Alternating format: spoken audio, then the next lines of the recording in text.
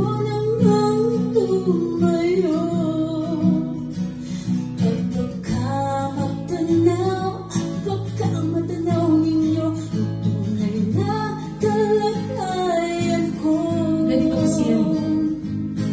Tao po, nandyan po ba kayo sa loob ng malaking bahay at malawak na bakuran, mataas na pader, pinapaligiran at nakapilang mga mamahaling sasakyan, mga batay na laging bulong ng bulong, wala namang kasal pero marami ang nakabarok, lumakas man ang ulan ay walang putas ang bubong, mga plato kutsara na hindi kilala ang tutok at ang kanin simputi ng gatasan na sa kahon, kahit na hindi pasko sa lamesa may hamon, ang sarap sigurong maniraan sa bahay na ganyan. Sabi pa nila ay dito mo rin matatagpuan ang tao na nagmamay-ari ng isang upuan na pag may pagkakatao'y pinag-aagawan. Kaya naman, hindi na pinakakawalan, makikita lamang siya ay aking sisigawan. Yuko na nakaupo, subukan nyo na nga tumayo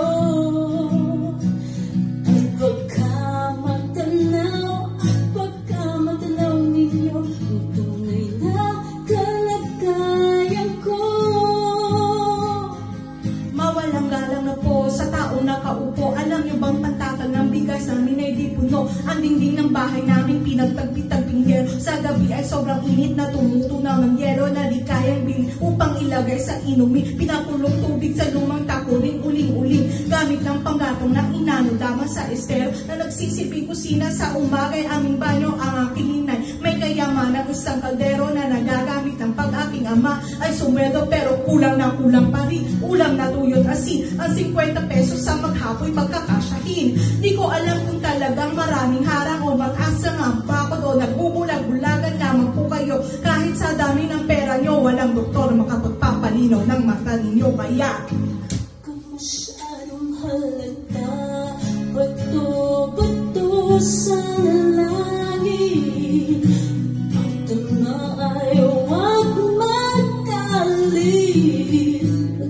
Bato-bato sa langit, ito na ay huwag masyadong halata. Huwag ka masyadong halata.